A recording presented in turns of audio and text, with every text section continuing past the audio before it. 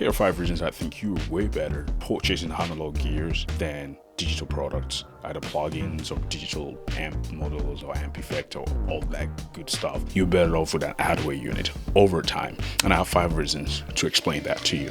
Let's go.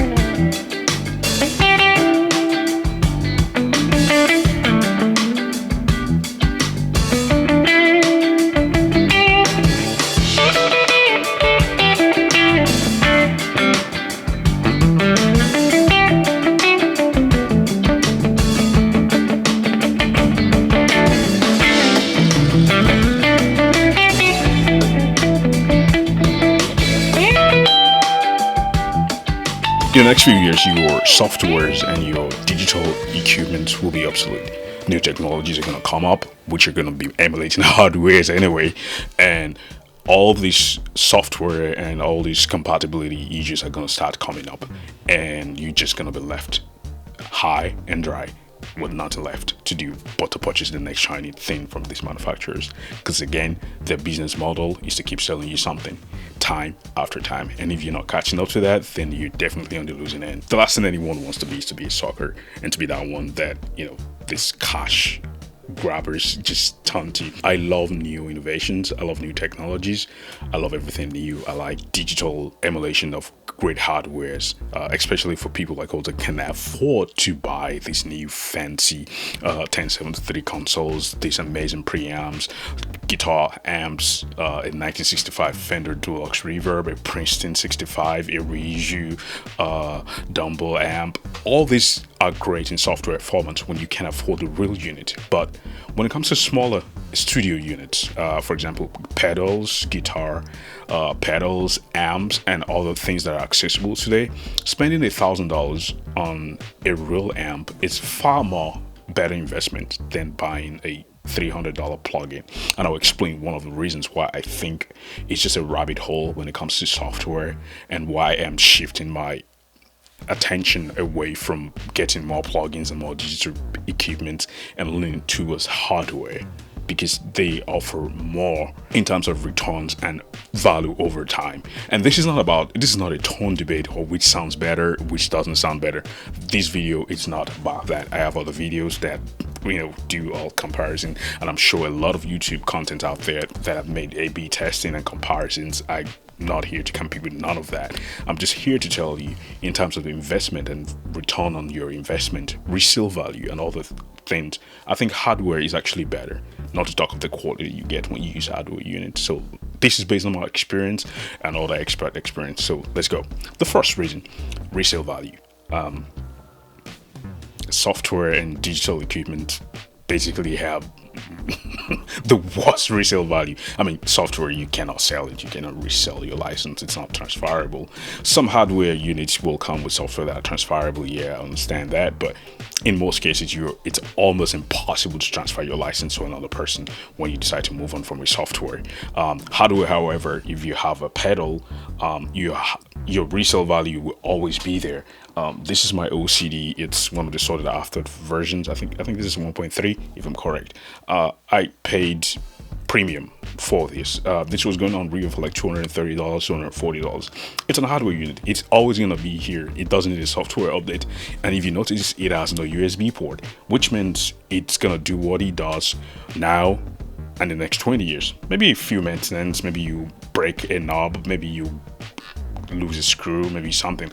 But this is built to last, and you can use it for a long time, and it's gonna serve you. Another unit that it's quite useful here is my boost pedal. It's always gonna be good. Now, software or digital stuff they don't just carry that much resale value when it comes to them. For example, when this came out, it was around $600. I have an 11 rack over there.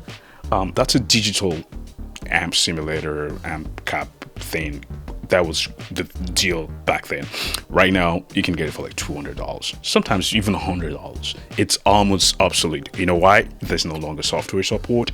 It's the technology has advanced. They're way better option, better user interface, and it's technically almost obsolete. Even though I still get some good use out of it with some tweaking, but it's a pain to use, and there's a reason why it's not my go-to amp simulator or recording gear, just because it takes a lot to put it together to work with my current workflow. And that's what one of the reasons. But for example, my amp here, it's always going to be there. I still find myself using my amp time after the Bojera I still utilize. The Fender Princeton, I used to use it this morning. It's always there. It's gonna break. Sometimes you're gonna need maintenance, but it's always gonna be yours, and you're never gonna be left high and dry. The durability is there. The resale value is there. If I decide to sell that, I'm still gonna get good bang for my buck, even after using life out of that thing. So I hope you get the whole idea, and we can move on. Number two reason, durability and repairability. That's a major problem when it comes to all these new digital products, digital amp, camp simulator, and all this great stuff. They are not repairable. My last video I made a very big point about this in my last video. It's arguably the hardest thing to do when it comes to repairing all these newer units. Durability and repairability is one of the major challenges when it comes to getting modern equipment like all these digital amps and amp simulators and all these campers and the Line 6 and Tonex and all of this. It's hard to repair them. I've had Helixes that had some foot switch problems, and you had to go through warranty, and it's just painful. From my last video about repairability with guitar gears, you can't see from the comments. You can see from the comments that I saw on Facebook that people are actually having serious problems with getting maintenance for these and services for these units that they get. If your screen is broken, you're out of luck. You're just better off buying another one. Even if it's possible to repair, I mean, you're better off just buying another one. It's almost impossible to get parts or to even get a place that does or offers services. And if you're out of warranty, forget about it. It's pretty much toasted. But for a compressor of this nature, I have a compressor there that has been around for the longest. It's always there. It always works. If you need parts for it, you can get it. I lost a knob, and I just went on eBay, and there was thousands and hundreds of replacement knobs, replacement parts. It's just very easy to maintain. Over the long run, it's going to serve you better. You're able to repair. You have more parts compared to all these new modern stuff. Analog is repairable. It's timeless, and digital obsolescence, it's a real thing. It's gonna happen whether you like it or not, because your amp simulator depends on the software, depends on the hardware, and both of them work hand in hand together. Once Apple releases a new version of their operating system, or there is a new chipset out that everyone is running to, if the manufacturer decides not to mix that market, or if they deem that market non-favorable for them, they're gonna abandon that product and focus on new stuff that they're making money from. And who is left? You left to dry, and we become the sucker. Number three reason, timeless sound quality. That's his third reason. I mean, all these digital rigs are trying to emulate something from the past and hardware units, so why not just get the original stuff? For ones, I try to find a balance in between both. This is the JHS color box. This is the this is the limited edition one. If you can lay your hand on one of these, I mean, you'll be lucky to get one of these. I got it quite early. I think they're on sale now for like $337. I got it for the original price. I paid around almost $500 for these plus shipping. This is going to be around for a long time, and compared to getting a 1073 plugin, this is a little bit over. If I want to get 1073 plugins, I'm talking about $150 to $250. If you're lucky, if they're on sale, maybe you pay $100 and change.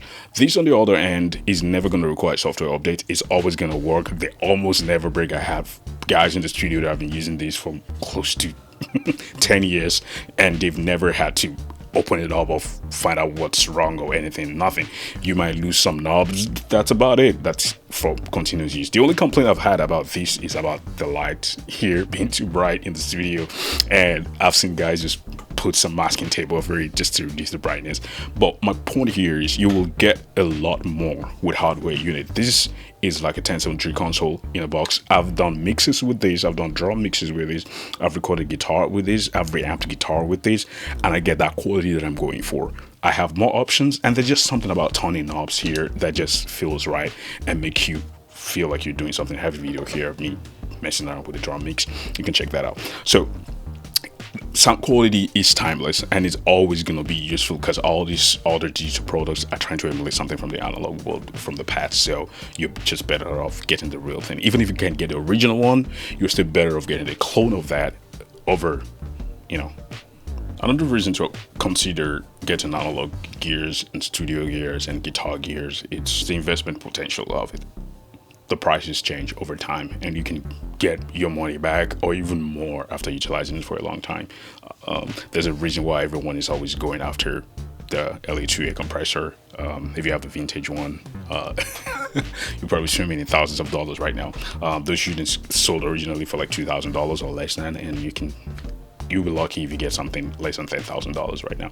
So, and that's something about analog gear. I've never seen someone have an old software that's sold for more than what they've paid for it. If you have, let me know.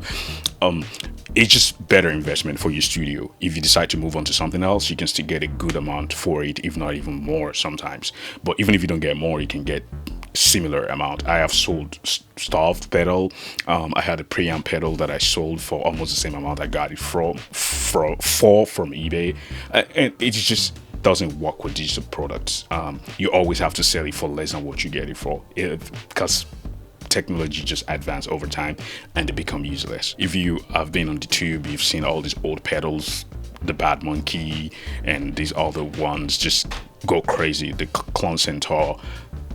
They are analog pedals, they are timeless, and they will still sell regardless. There is always a market, and there will always be a market for these devices. So that's something to look at as well. The last point that I want to make now is the cost over time.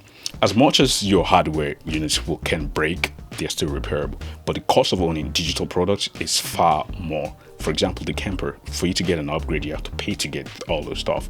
To keep your software in check, I have multiple Waves plugins that I just don't use anymore because there's no support for them, and then you have to update to a new version for another $400. It's just, if you're a Pro Tools user, you know exactly what I'm talking about. It's just, the costs just keep coming over, and you see yourself spending almost more than what it will have cost you to get the actual hardware unit over time. So the cost is always there. The lack of certainty is always there because anything can happen. The manufacturers can decide to abandon that project at any point in time if they deem it not profitable for them, like I mentioned earlier.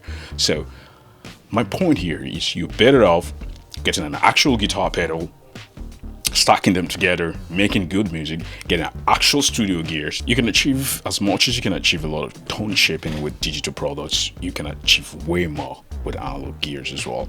You're able to experiment and just create more unique sound, and that's one thing that I love about having analog gear. With digital gear, it's ones and zeros. Everything sounds the same. It's ones and zero. It's always going to sound the same. It's consistent. As much as that is an advantage to some extent, it's also a disadvantage. Everyone sounds the same because we're using the same compressor. However, when you get analog gear, no two analog gear would be exactly the same. The coloration would be different. There would be something that just separates one unit from the other. You know why? Because it's analog, and that's something you can never get with software, at least not as of today. And I strongly believe that getting analog gears, the advantages of getting analog gears far overweighs the advantages of owning digital products. Let me know in the comment section what you've been using and how you've been utilizing them, and I'll love to start a conversation. If you're not subscribed to the channel, my name is Dami. I'm a guitar player, sound engineer, and everything in between. You can subscribe to the channel and look out for more videos. Remember, don't stop creating, and I'll see you in the next one. Peace out.